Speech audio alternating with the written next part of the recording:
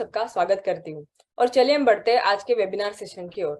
जैसे हम सबको पता है कि भारत देश संपूर्ण तरीके से विविधता से भरा हुआ है और इसी विविधता का एक पार्ट है यानी भारत देश और उसका समुद्र जो तट है वो।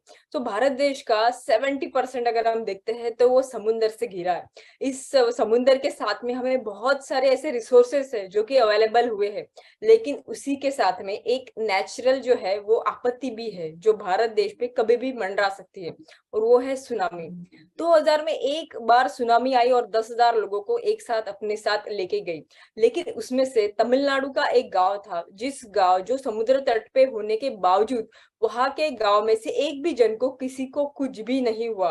तो ये जब देखा गया तो एक ही रीजन था जिसकी वजह से ये पूरा गांव प्रोटेक्टेड रहा, और वो है मैनग्रूव्स, जिसको हम हिंदी में सदाबहार बोलते हैं और मराठी में जिसको बोलते हैं कांदड़वन।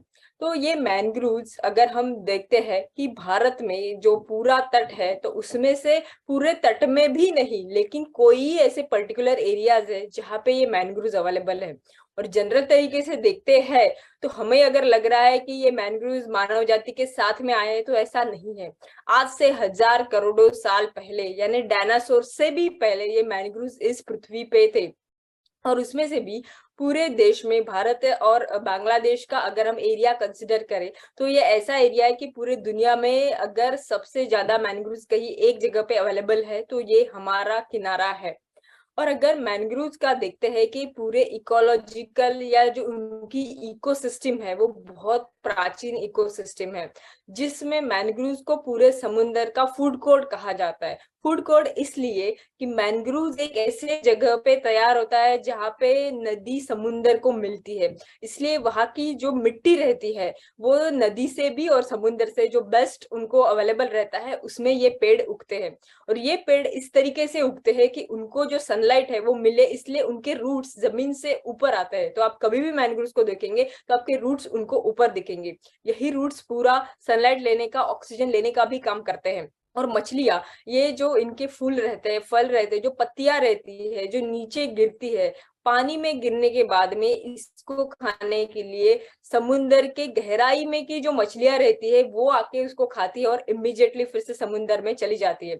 इस तरीके से मैनग्रोव इकोसिस्टम पूरे समुद्र के लिए बहुत इंपॉर्टेंट है। अगर हम भारत की बात करें तो भारत में ये जो मैनग्रोव्स है वो बहुत इंपॉर्टेंट कहा जाता है। जैसे मैंने बोला कि उड़ीसा, बांग्लादेश, तमिलनाडु, देन गोवा, महाराष्ट्र एंड गुजरात, ऐसे कुछ एरियाज में ये मैनग्रोव्स के पट्टे जो है वो अवेलेबल है। लेकिन हम इंसान पूरे इकोसिस्टम में अगर सबसे सेल्फिश कोई हो सकता है तो वो हम इंसान हैं। हमने मैनग्रोव्स का इस्तेमाल इस तरीके से किया कि जब हमें लगा कि नहीं यहाँ पे हमें रहने के लिए जगह चाहिए तो हमने मैनग्रोव्स को कट किया। उसके बाद में हम जब रहने लगे तो हमारा जो वेस्ट वाटर रहता है, हमारा जो डेली का कचरा रहता है वो भी हमने मैनग्रोव्स में डाल दिया। उसके अलावा भी अगर वो मैनग्रोव्स ने सस्टेन किया और वहां पे मछलियां है तो वो मछलियां बेच के भी हमने उसका बिजनेस किया।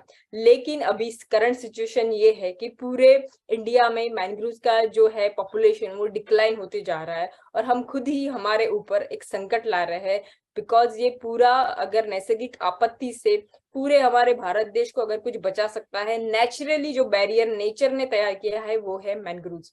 लेकिन ऐसे ही सब जो कठिन परिस्थिति आती है तो ही हम हमारे पूरे सिचुएशन में हीरो की एंट्री होती है। और आज की जो स्टोरी है वो ऐसी ही एक हीरो की है जिनका नाम है धर्मेश।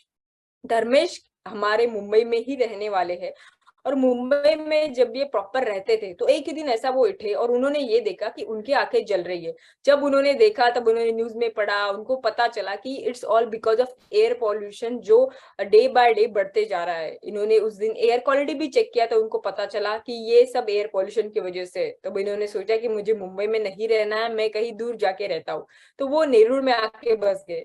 नेरूर में आने के बाद में उन्होंने देखा कि हाँ मैंग्रोव्स अच्छा है, लेकिन उन्होंने देखा कि डेली लोग वहां पे कचरा डाल रहे हैं। तो उन्होंने खुद जाके वहां पे देखा तो उन्हें पता चला कि जो मैंग्रोव्स है वो कचरे से भरा पड़ा हुआ है, वहां पे पानी जा रहा है और वहां पे इकोसिस्टम जो है वो हमने खराब कर दिए। इन्होंने एक जिम्मा उठाया उस मैंग्रोव्स को डेली साफ करने का। उनके साथ में उनके दो दोस्त भी जुड़ गए और उन्होंने उसको डेली साफ करना थोड़ा थोड़ा स्टार्ट किया। उसके बाद में उन्होंने, जैसे हमने बीच क्लीन अप ड्राइव तो बहुत बार देखा है, लेकिन उन्होंने mangrove clean up drive start किया, जिसमें से 100 लोग हर हफ्ते यानी स्पेसिफिकली ऑन संडे वो जाते हैं और वो मैनग्रूव्स को क्लीन करते हैं। ऐसे करते करते आज 130 से भी ज्यादा हफ्ते हो गए और उन्होंने 300 टन से भी ज्यादा मैनग्रूव्स में से कचरा बाहर निकाला है।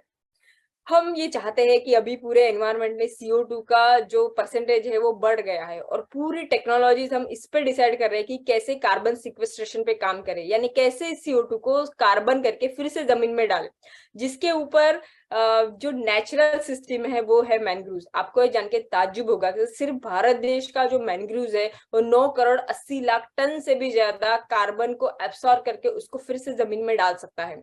ये तो हो गई टेक्नोलॉजी की बात। अभी इम्पोर्टेंट ये सभी चीजों से हमें ये देखना है कि हमें क्या करना है। हमें जो करना है वो हमने स्टार्ट कर दिया है, and that is nothing but MCL revolution. MCL revolution सिर्फ मैनग्रोव जैसे एक इकोसिस्टम नहीं, लेकिन हर भारत के हर तालुका के हर गांव में जो इकोसिस्टम है उसको इस तरीके से सुधारेगी कि भारत देश फिर से एक सुजलाम सुफलाम बन सके। और इसी के लिए मैं अभी ऐसे इंसान को बुलाना चाहूंगी जिन्होंने इस रिवॉल्यूशन का नींव रखा, और हम